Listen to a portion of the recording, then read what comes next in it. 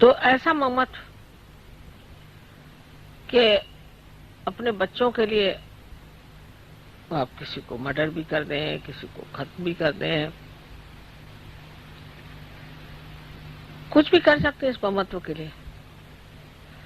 कोई पत्नी के लिए, कोई प्रेयसी के लिए, तो कोई पति के लिए। तो इस कदर उसमें आदमी अपने जीवन को व्यर्थ करता है।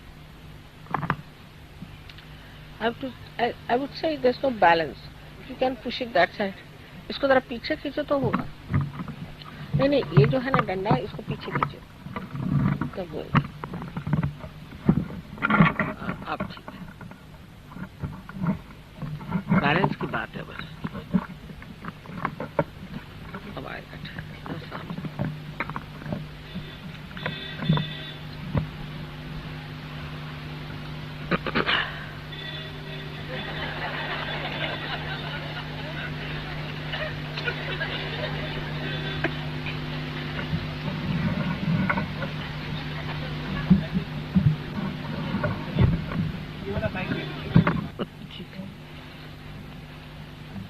अब ठीक है।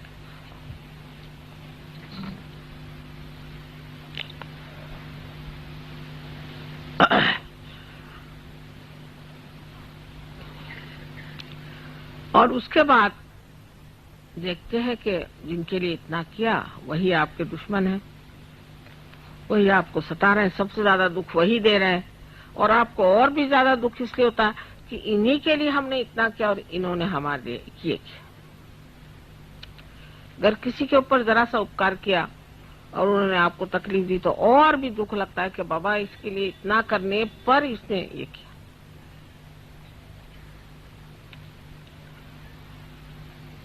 तो पहले जमाने में तो कहते थे कि सबको त्याग दो, घर त्यागो, बच्चों को त्यागो, बीवी को त्यागो, सब छोड़ छाड़ करके जंगल में जाके एकांतवास करो। सहयोग में ऐसा नहीं। सहयोग में यह है किसी को नहीं त्यागना है, सबको अपनाना है। क्योंकि सहयोग एक व्यक्तिगत कार्य नहीं कि आप जाके एकांत में बैठ गए और तपस्या की और बड़े ऊंचे हो गए तो क्या फायदा हुआ, आप अवधूत बन गए तो क्या फायदा हुआ। हाँ ठीक है, एक ऐसा आदमी हो तो अच्छे भाषण दे सकता है, हो सकता है कि थोड़ी बहुत चैतन्य की भी वर्षा कर सकता है, पर उसे सारा संसार तो ठीक नहीं हो सकता। हमें तो सारे संसार को ठीक करना। तब ये सोचना कि मैं क्यों अपनापन सिर्फ थोड़े ही सीमित लोगों में रखता हूं। और उसके भी वजह, एक साथ थे वो कह रहे वो मुझे बहुत अच्छे लगते हैं। मैंने कहा क्यों? कह रहे उनके बाल बहुत अच्छे। तो मैंने कहा कि आपको बाल अच्छे लगते कि वो अच्छे लगते? फिर कोई कहेंगे कि साहब वो उनका हमारे साथ बर्ताव बहुत अच्छा है। कोई अगर मीठी मीठी बातें करते तो वो अच्छे लगते हैं, कोई अगर ऐसे कपड़े पहनते तो वो अच्छे लगते हैं। फिर ये हमारे दिल्ली के रहने वाले हैं, फिर दिल्ली के बाद होगा कि नहीं भाई दिल्ली में तो रहते हैं पर ये पुरानी दिल्ली वाले हैं तो और भी नजदीक। फिर ये सब्जी मंडी के, फिर सब्जी मंडी में जो हमारा बैल हमने जिससे खरीदा था उससे इन्होंने बैल खरीदा तो और भी नजदीक होगा। और पता नहीं और कहां तक चलता है कि इनका नाई और हमारा नाई एक।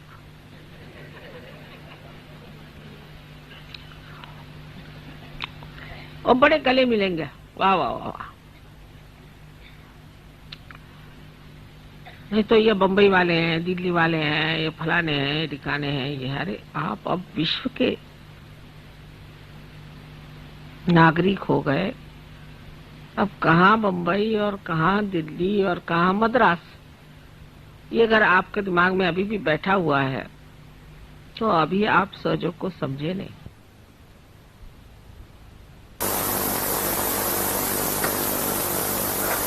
ये कब होगा? जब आपका ममत्व करुणा में नहीं होता है, करुणा में अपनी करुणा के सागर, दया के सागर सीधा है। ये करुणा में लीन होना चाहिए, तो फिर बराबर समझ में आएगा कि किसे क्या समझना चाहिए, किसके साथ क्या करना चाहिए और अछूता कैसे रहना चाहिए। मैंने बहुत बार उदाहरण दिया है आपको कि एक पेड़ में न पानी छोड़िए तो उसका जो सत्व उठता है वो पेड़ के हर शाखा में, हर पत्ते में, हर फूल में, फल में जाता है और लौट आता है। और नहीं लौटे तो वो उड़ जाता है। लेकिन अगर वो एक फूल ही में फंस जाए तो वो पेड़ भी मर जाएगा और फूल भी मर जाएगा। तो जिसे निर्वाज्य प्रेम कहते हैं, जो देवी का एक वर्णन में कहा जाता है कि उनका प्रेम निर्वाज्य होता है, कि वो किसी के लिए कुछ करती हैं तो फिर उन्हें यदि ख्याल रहता कि ये कुछ किया गया या हुआ और इसने ऐसे क्यों किया और ऐसे नहीं करना चाहिए था या कुछ भी नहीं, हो गया गया, खत्म करो, छोड़ो, वो चिपकता नहीं दिमाग में। रात दिन वही गुनगुन लगी नहीं रहती। कोई भी चीज में उलझता नहीं मन, क्योंकि वो करुणा में, करुणा के सागर में लीन हो गया। और करुणा के सागर में जो लीन हो जाता है वो बस अब कोई आ गया, उसको कोई तकलीफ लगता, बाबा इसकी तकलीफ ठीक कर दो। अब वो जाकर के बाद में छुरा लेके भी आए, चाहे कुछ करे, ये विचार नहीं आता। तकलीफ है ना, अब ठीक कर दीजिए, इनको परेशानी ठीक कर दीजिए। हालांकि मैं जानती हूँ कि कोई को परेशानियों में कोई अर्थ नहीं है, लेकिन तो भी बहुत गंभीरता से उसको सुनती हूँ कि भाई क्या परेशानी बताओ, हाँ फिर ऐसा है तो फलाना है। छोटी छोटी चीजें भी कोई बताए। अपने अपने दायरे से लोग मिलते हैं, उनके दायरे में मैं नहीं उतर पाती, अगर वो मेरे दायरे में नहीं उतर पा रहे हैं तो ये उनका दोष नहीं, उनको उतरना चाहिए। उनको इसी दायरे में उतरना चाहिए जिसे करुणा कहते हैं। करुणा करुणा के लिए होती है, किसी काम से, किसी वजह से, किसी मतलब से, किसी रिश्ते से नहीं होती। कोई होगा बड़ा आदमी, कोई होगा छोटा आदमी, कोई होगा रास्ते पे पड़ा भिखारी, कोई भी हो। करुणा ऐसी चीज है कि वो जैसे कि कहीं आपने देखा है कि समुद्र है, कहीं भी गड्ढा हो जाए उस पानी भर देगा, कहीं भी कोई त्रुटि हो उसको भर देगा। इसी तरह से करुणा का स्वभाव ही है कि उसने देखा इनको तकलीफ, अच्छा चलो इसके आंसू पोंछ दो, उसके आंसू पोंछ दो, उसकी तकलीफ निकाल दो। वो इसलिए नहीं कि कुछ उससे मांगना है, लेना है, यह मतलब नहीं, वो सिर्फ इसीलिए कि वो स्वभाव ही है। पानी का स्वभाव, सागर का स्वभाव, तो वो स्वभाव होने के लिए, स्वभाव भी शब्द कितना सुंदर है। स्व माने आत्मा और आत्मा का भाव। जब वो आत्मा का भाव आपके अंदर आ जाए, सिर्फ करुणा, फिर ये सब चीज टूट जाएगी कि दिल्ली रहने वाले, बंबई रहने वाले, फलाना ठिकाना, कुछ याद नहीं रहेगा, उसका महत्व नहीं रहेगा। और हर आदमी क्या है वो जरूर आपको याद रहेगा कि ये कौन है, इनकी कौन सी तकलीफ है, एकदम देखते ही याद आ जाएगा। नजर आपकी कहाँ गई? नजर ये कर ढूंढ रही है कि ये दिल्ली वाला कौन है और फलाना कौन है और कलकत्ते वाला कौन है। अगर ये नजर आपकी ढूंढ रही है कि ये करुणा कहाँ बहच बह चली जा रही, किसके ओर जा रही भाई, किसके ओर खींच रही मुझे, तो पता होगा कोई दुखी आदमी है, कोई साधक, बहुत बड़ा साधक होता है, एकदम हृदय खिंच जाना चाहिए उस आदमी की तरफ।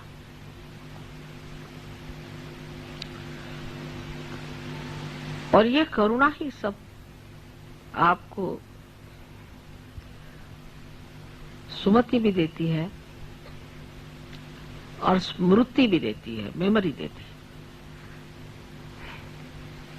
क्योंकि जितनी निकटता करुणा से आती है उतनी किसी भी रिश्ते से नहीं आती। ऐसी विशेष चीज है करुणा। और इस करुणा में अपने को लीन कर लेना, इस ममत्व को लीन कर लेना ही सहयोग में उन्नति का मार्ग है। जो कि मैंने कभी नहीं कहा कि आप अपने बाल बच्चे छोड़ दो, घर छोड़ दो और घर से निकल के अपना जितना पैसा कौड़ी मुझे ला के दे दो। घर बेच दो, बीवी को भी बेच दो, बच्चों को बेच दो, सब पैसा मुझे दे दो।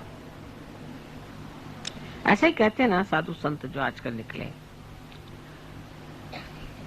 लेकिन इनके उल्टे सहयोग है। आप जैसे भी हो, जहां भी हो, अंदर ही अंदर बढ़ते जाओ। वो अंदर देखे बगैर तो नहीं होगा। और फिर ये सोचना है कि क्या मैं करुणामय हूं? किसी को अगर कुछ है, अब उससे कहा कि नहीं भाई इस बार नहीं हो सकता, बहुत बुरा मान जाते। माने सारा ममत्व अपने ही बारे में, मुझे क्या मिलना है, मैं क्या पाऊंगा, मुझे क्या लाभ होगा। लेकिन ममत्व बाहर नहीं। कौन किस दशा में कैसा भी हो, करुणा अपना रास्ता खुद ही ढूंढ लेती है बड़ी सुंदरता से। और बड़ा आनंददायी है करुणा का पाना, उसमें बहना और करुणा में अनेक तरह के कार्य होना। आनंददायी तो है, लेकिन उस आनंद में लोभ नहीं होता कि ये आनंद मैं बार बार पाऊं। उसकी प्रचिति नहीं, कॉन्शियसनेस नहीं होती।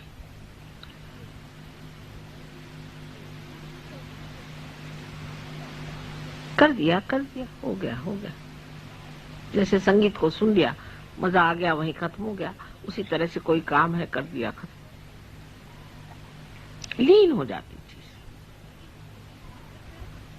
अब चौथी जो हमारे अंदर नाड़ी है, वो अत्यंत महत्वपूर्ण है हृदय में।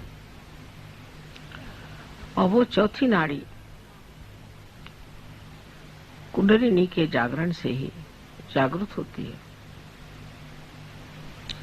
और लेफ्ट विशुद्धि से निकल के और मस्तिष्क में जाकर के कमल को खिलाती है। जब हमारा चित्त इन सब चीजों में लीन हो जाता है, तो जैसे कि इस कमल में जीव आ जाता हो, या इसमें कोई शक्ति आ जाती हो, या ऐसा समझ लीजिए कि जैसे कोई एक पौधे में पानी पड़ जाए तो वो जैसे अपने आप बढ़ता है, इसी प्रकार ऐसा शुद्ध चित्त जिस मनुष्य का हो जाता है, उसके हृदय की कली खिलती है और वो कमल रूप होकर के सहस्त्रार में छा जाती है। फिर उसका सौरभ, उसका सुगंध चारों ओर फैलता है। और ऐसा मनुष्य एकदम नतमस्तक हो जाता है, एकदम नतमस्तक होकर के सबके सामने झुका रहता है। कोई अगर कहता है कि आपने बड़ा मेरा काम कर दिया, बड़ा ये चमत्कार कर दिया, तो वो चीज छूती नहीं।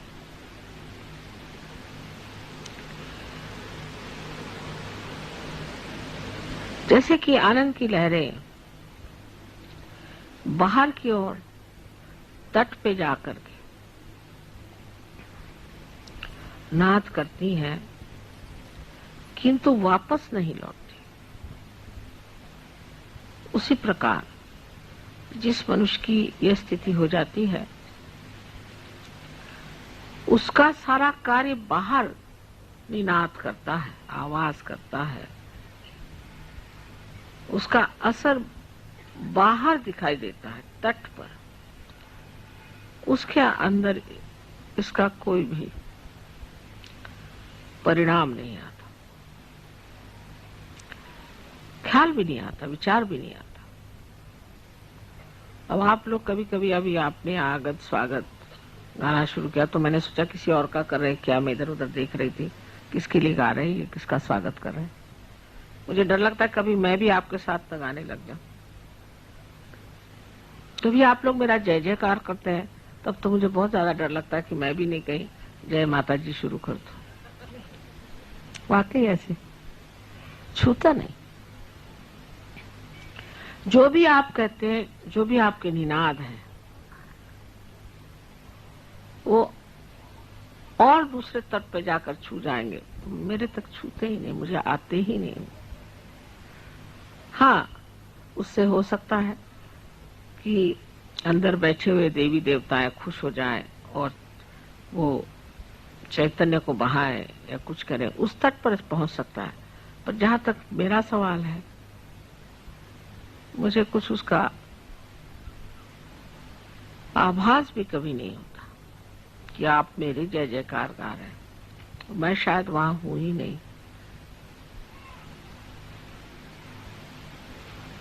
यह दशा शायद अभी इतनी पोषक न हो आप लोगों के लिए। लेकिन एक बात जरूर है कि आप जब स्तुति गाते हैं, देवता खुश होते हैं, आपके अंदर के देवता भी प्रसन्न हो जाते हैं और आपके लिए अनंत राशि से, अनंत नाड़ियों से कितने तो भी तेज पुंज ऐसे प्रकाश के किरण आपके अंदर छोड़ते हैं। आपने फोटोग्राफ्स में देखा होगा ये कितनी मेहनत करते हैं आपके लिए। तो आपके लिए भी बहुत आवश्यक है कि वो जब इतनी हमारे लिए मेहनत कर रहे हैं तो हमें भी इस शुद्धता को पाना चाहिए। तो पहले जो शरीर हम इसको धिक्कार रहे हैं, जिसको हम मान नहीं रहे, वही शरीर जा करके एक यज्ञ हो जाता है। यज्ञ माने ऐसे कि अब हमारा शरीर है, हो रही तकलीफ, तो ये तो तकलीफ होनी है क्योंकि ये यज्ञ है ना। अच्छी बात है। जैसे कि काष्ठ का जलना यज्ञ में जरूरी है, उसी तरह इस शरीर का भी जलना यज्ञ में जरूरी है। लेकिन सहयोग में सबसे बड़ी बात यह है कि ये जो कृतयुग शुरू हो गया आपके पूर्व पुण्य से, आपको बहुत तकलीफ तो कुछ होती नहीं खास। सब सामने चीज आके खड़ी हो जाती, सब साक्षात्कार होते रहता है। आप कहते हैं चमत्कार हो रहा है, सब चीज आपको सुलभ में मिल जाती, बहुत से काम आपके सरल सहज हो जाते। शोभना सुलभ गति कहा जाता है कि आपके शोभायमान इस तरह के जीवन में अत्यंत सुलभता से आप इसे प्राप्त कर सकते हैं। कोई भी अशुभ काम करने की, अशोभनीय काम करने की जरूरत है।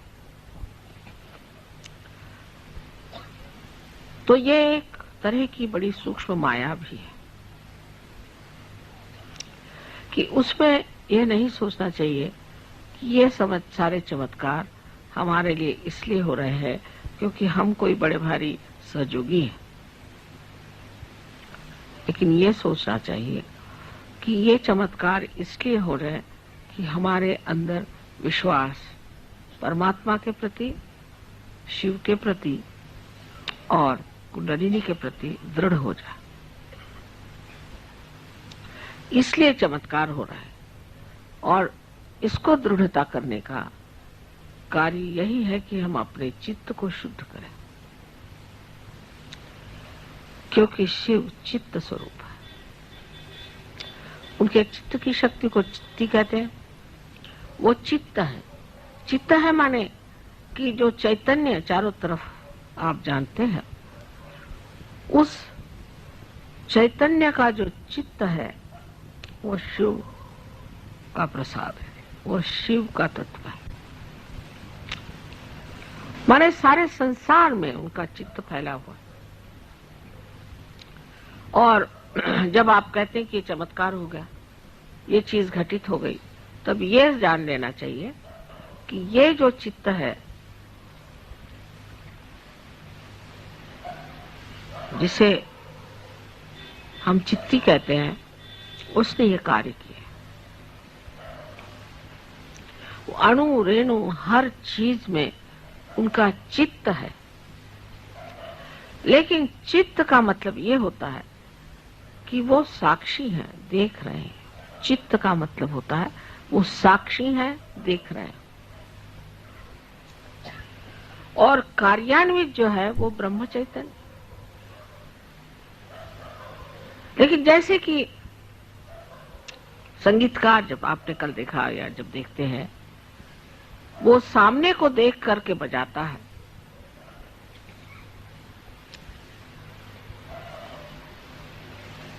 उसी प्रकार ब्रह्म चैतन्य उस चित्त की दृष्टि को देख करके ही कार्यान्वित होता है। उस दृष्टि को, उस चित्ती को ब्रह्म चैतन्य जानता है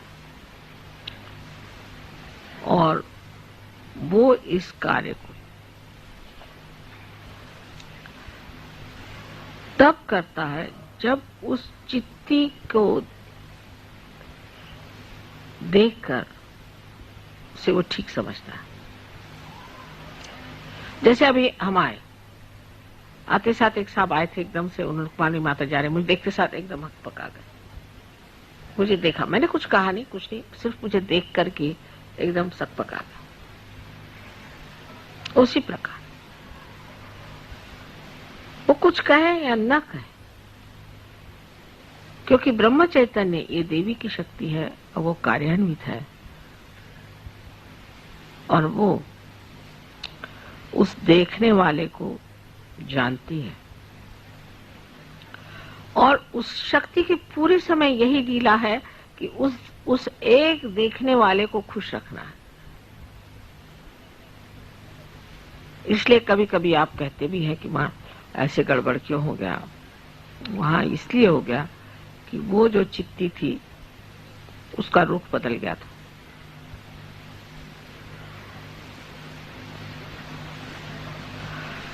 अगर आप आज शिव की पूजा कर रहे हैं तो ये मैंने जो 4 नाड़ियां बताई हैं उसकी ओर नजर करें।